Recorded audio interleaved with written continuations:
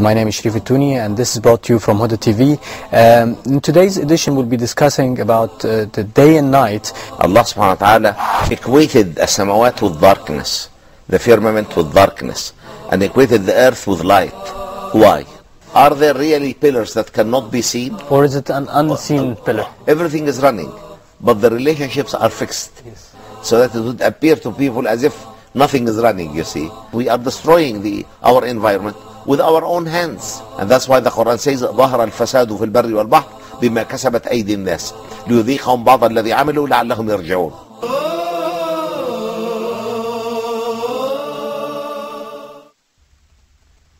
Bismillah, alhamdulillah. This is the second part of our program in dealing with the subject of clearing away these misconceptions or lifting the fog with regard to the subject of who do we actually worship. And I want to give you now the example of what really did happen to us one time with this question about Muslims worshiping a black box in the desert. I was giving a talk similar to the one that I've been talking about here in a masjid in Toronto, Canada. After the talk, a gentleman came up to me and he said, listen, I want to ask you a question. Why is it you Muslims worship this black box in the desert? And I said, whoa, let's start from the beginning. And I actually went through the steps and asked the Muslims to listen how we answer the question. And I said to him, thank you for asking us about our religion. First of all, in Islam, we must always tell the truth, because if we don't, we can go to hell forever. The second thing is that we have the proof. Everything in Islam is recorded, it's documented, and it's preserved in authentic form so that there's no question about what was really taught 1400 years ago. And finally, a lot of times we have to clear up the question before we can answer it because it may contain within it something that's, well, incorrect. So we'll begin with that. And by the way, while you're listening to the answer, if you hear something that you said, gee, I didn't know that, or if you find yourself saying, gee, I like that for me, this is something nice, and I can relate to that, then my question to you would be, are you going to be prepared then to consider worshiping your Lord and your God alone without any partners? Because you see, that's all Islam is really about anyway.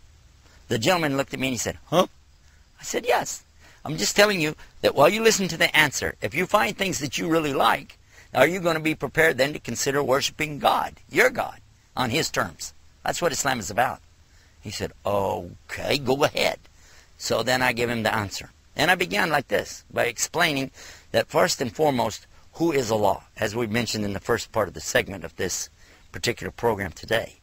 We talked about who is Allah and why we worship Him alone. He has no partners. Then I came to the part about the black box. The black box is actually a place in the desert that's been constructed a long time ago and then maintained for century after century by the various tribes and descendants of Ishmael. He was surprised to learn that we know about Ishmael. I said, oh, of course. You see, Islam is teaching us about the sons of Abraham. Abraham has two sons, Isaac, or Isaac as you call him, and Ismail, or Ishmael, as is mentioned in the Bible. These two sons are both descendants of Abraham. And both of them are predicted in the Bible to have many generations, many of their children. As many as the sand of the sea and as many as the stars in the heaven. And this is comparing one to the other. He agrees with me, he goes, yeah, and? I said, okay. So just in the same way that we realize that Isaac had many descendants that came from him, and these are the ones that are referred to as the chosen to receive guidance, or the Yahud. So in the same way is Ishmael, or Ismail. He has also many descendants. When Abraham took his son Ishmael to the desert with his mother, who we call her Hajar, and you call her Hagar in the book of Genesis in the Old Testament. When they went to the desert, there was a place there, a specific place that was built up, that they built upon it this house of Allah, or Kaaba. And this has been maintained ever since until this very day. He said, oh, I didn't know that. I said, well, it's okay. Let me explain, too, that that's not the only house of Allah. There were other places where people worshiped God. And the Old Testament is famous for mentioning these booths that were set up for the prophets to worship there in these particular places. And one of the most famous that you may be familiar with is Jerusalem itself, when people used to all face toward Jerusalem, and Jews today still face toward Jerusalem for their worship. Now, there's another one in the New Testament. You may not be familiar with it by its correct name in Arabic, but you'll recognize it right away with the English version. Bethlehem. Beit Lehem. Which means what? It's meaning a slaughterhouse. The house of flesh or meat. And that was where Jesus, peace be upon him, was born, was into this city, which was well known for its slaughterhouses. So this gives us an idea now that sometimes we hear words that we think that are some kind of sacred thing, and it's just explaining a place. And the same is true for the place that we worship God in the desert. You call it the black box or the cube, and we're saying that we don't worship God there in it, but we direct our worship to God by facing that way. But it's different than the icons that we hear about in the Catholic Church. An icon is something that you worship to get to God. You go through this to get to Him, and we don't do that. That is not the purpose of the Kaaba. It's a place for us to direct our devotion, as in lining up, as in being in organized lines, but the heart is directly worshiping Allah without going through a box or through anybody. We don't worship through that, nor do we worship through the one standing in front of us called the Imam. Our prayers don't go through him either, but rather this is to give us all direction, and that's the main purpose behind it. Because Allah tells us in the Quran itself that it is not piousness or righteousness that you are turning your faces to the east or to the west, but righteousness is that what? That you have this right attitude and belief in God and a pure heart, and you're dedicating that heart to Him. This is the meaning behind it. And so once we understand that, then we realize that we're not worshiping anything on this earth, whether it is a man or a rock, a stick, a stone, or anything. Keep in mind that this is the same place in the desert where Ishmael and his father Abraham went to worship. And they performed certain anasik, or rituals that were carried forward even by their descendants and finally to Muhammad. It's not something new, and it's well established. And by the way, there's also a story amongst the Israeliyat, which means the stories from Israel, previous generations, talking about that when Adam and Eve first were put out of the Jannah, or the paradise, that this is the place where Adam went to make his prostration. This is where Adam went to put his head down on the ground and ask for forgiveness for having eaten the fruit. And certainly, if that's a true story, that is an amazing place, a wonderful place for us to turn our direction and ask forgiveness from Allah by putting our heads down on the ground and asking Allah to forgive us. It's not so much the place, it's the attitude. And our attitude is one of gratitude. As Muslims, we put our head down on the ground to the Almighty, the one above.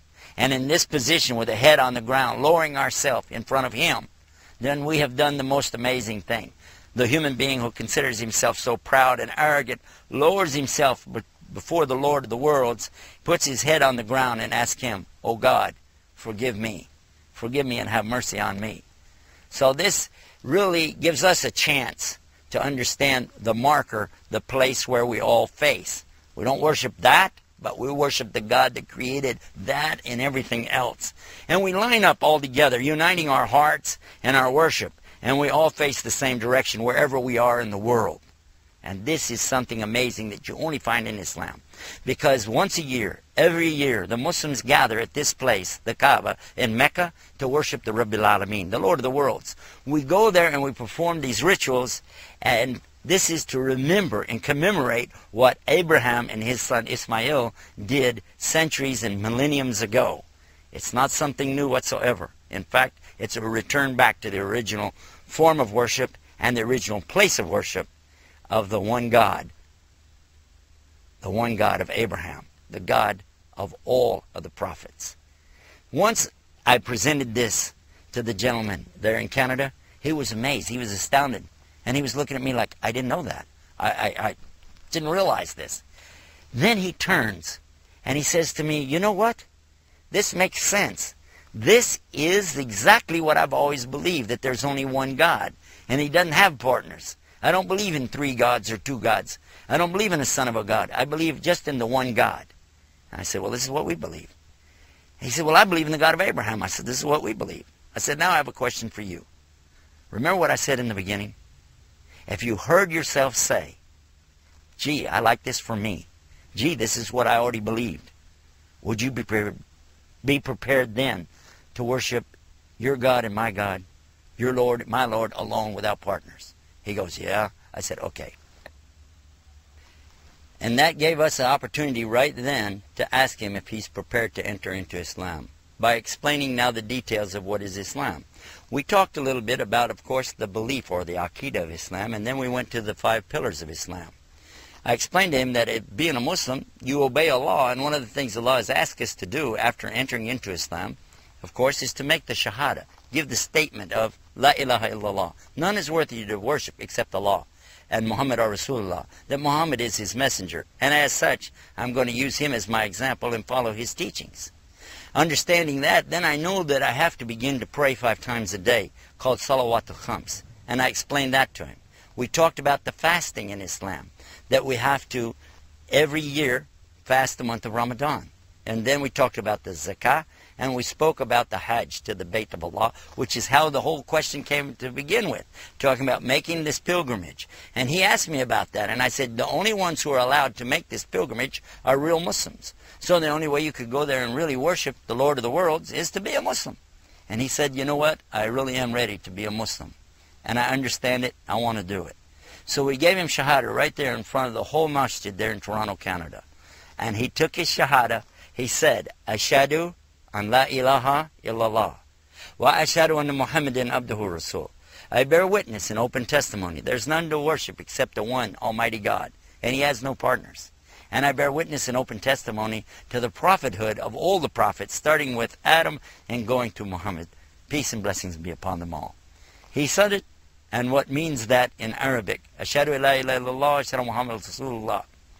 Today, I'm happy to announce to you and report that this gentleman has become a very fine Muslim. He married one of our Muslim sisters from Somalia, and together they're living a very good life as Muslims in Canada, helping other people to do what we're trying to do with our series right here, and that's to clear up these misconceptions and lift the fog that's been promoted out here about what is Islam and who are the Muslims. That's what our series is about. We'll hope you'll be back for more of this right here on Huda TV. This is something important for all Muslims to realize. It's our obligation, it's our responsibility to lift the fog and let people see the real Islam on real, easy, simple terms. This is your host, Yusuf Estes, and it's my pleasure and privilege to be with all of you on these subjects. We've got a lot more right here on Huda TV. Stay tuned for more right here. Until next time, Assalamu alaikum wa rahmatullahi wa barakatuh.